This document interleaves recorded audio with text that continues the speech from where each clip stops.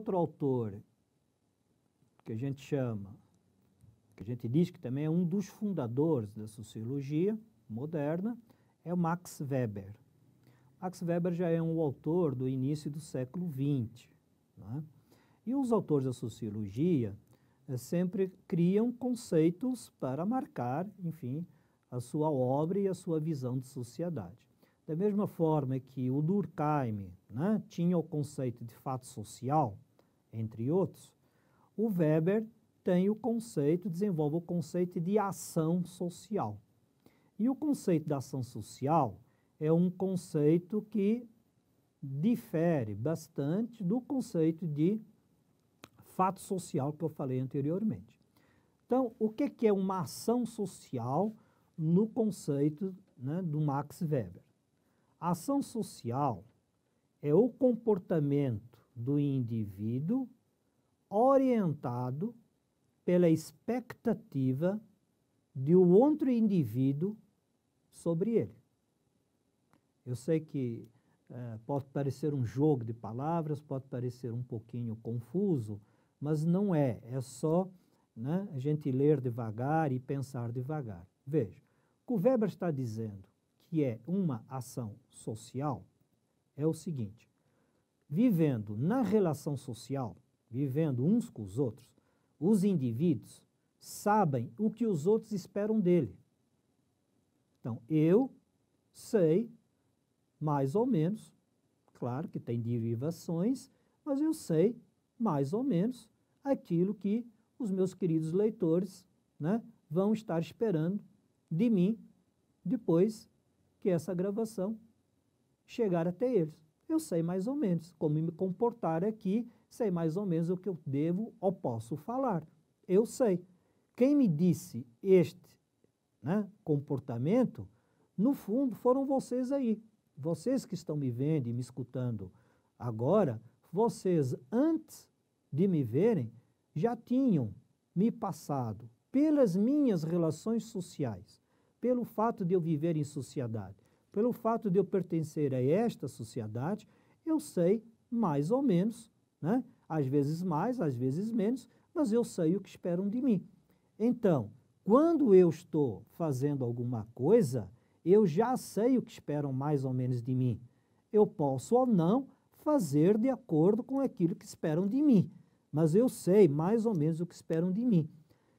Então, toda vez que o indivíduo está numa relação social, ele sabe o que os outros esperam dele e ele procura também, mais ou menos, se comportar e agir de acordo com aquela expectativa que os outros fazem dele.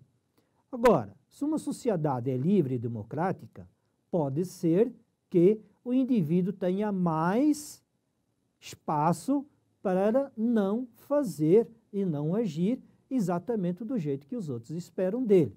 Se a sociedade é mais fechada e uma sociedade onde não existe liberdade, dificilmente os indivíduos terão liberdade e espaço para agirem de uma forma diferente daquela que esperam dele.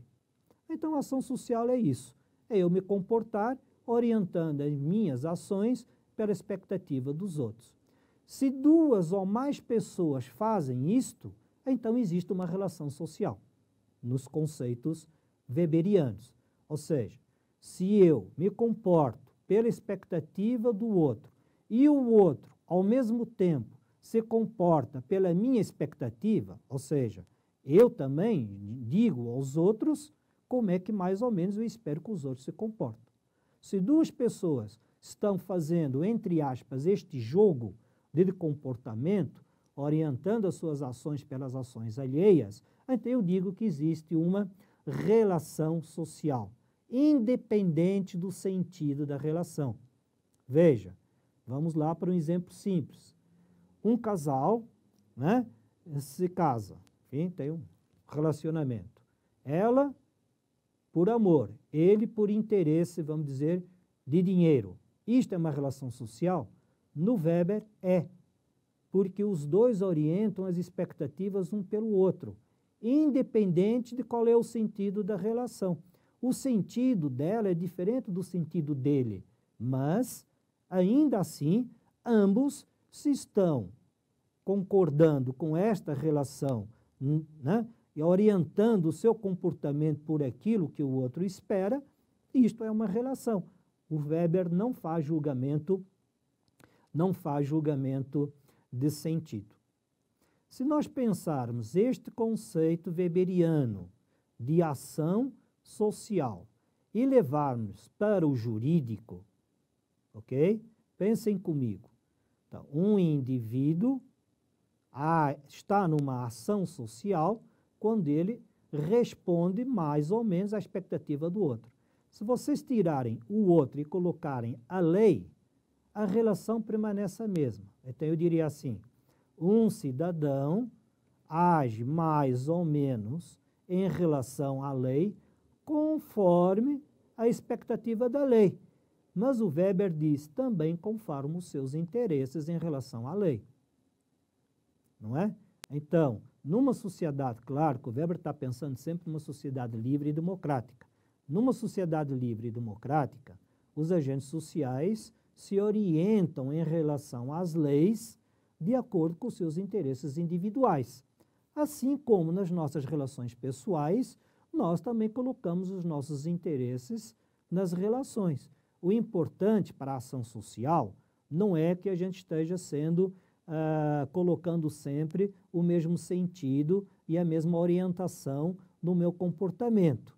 O que é importante é que eu estou respondendo ou deixando de responder aquilo que é a expectativa alheia. Se o jurista faz uma lei que atende às minhas interesses e às minhas necessidades, a probabilidade do cidadão comportar conforme a lei é muito maior. Se o jurista faz uma lei que não atende aos interesses e às necessidades do agente social, o cidadão, por ser um cidadão, ele não tem tantas motivações para obedecer àquela lei. Por isso que é extremamente importante, veja, as implicações jurídicas deste conceito. Quando se faz uma lei, o jurista tem que ver até que ponto ele está atendendo a uma necessidade e a um interesse do cidadão, porque a probabilidade de atender àquela lei será maior se atender a esses interesses e a essas necessidades. E aqui, para terminar esse conceito de ação social do Weber, veja, normalmente no direito positivo, aquele da ordem do Estado, né, a gente tende a achar que nós obedecemos uma lei por medo, por uma coação física. Né? Eu vou ser preso, por exemplo, se eu não obedecer a uma determinada lei. Não é? Isto não é bem verdade na sociologia do Weber, principalmente quando eu penso numa sociedade democrática, uma sociedade livre. Porque aquilo que garante o direito no Weber não é, então, a objetividade e a coação física do Estado, mas a coação jurídica da lei, a força da lei, acaba se exercendo no indivíduo pelo interesse do indivíduo, o que significa que é o indivíduo que escolhe. Na sociologia, né, do Weber, é o indivíduo que escolhe atender ou não àquela expectativa que a lei colocou sobre ele. Ou seja, o direito não é garantido objetivamente. O direito é garantido, na sociologia do Weber, o direito é garantido subjetivamente, porque é o agente social que escolhe, enquanto cidadão, se atende ou não àquela expectativa daquela lei e se atende mais ou menos em que termos e de que forma ele vai atender àquela lei. Diferentemente do que o doutrinador mais positivista e que o direito mais ortodoxo apregoa, não é o medo da repressão, não é? Que numa sociedade democrática e livre leva um cidadão e um indivíduo a obedecer uma lei, mas sim a escolha subjetiva que ele faz com relação ao interesse que ele deposita naquela lei. O interesse que pode ser agora ou pode ser no futuro. Ele pode não ter o interesse imediato, mas pode querer obedecer à lei, porque no futuro ele precisa dessa lei, ele acha que essa lei é interessante para ele, enfim, ou para as pessoas que ele acha com as quais ele tem que conviver. É por isso que ele obedece. Então, volto a dizer, na sociologia do Weber, o direito é objetivamente garantido pela subjetividade da escolha dos agentes sociais.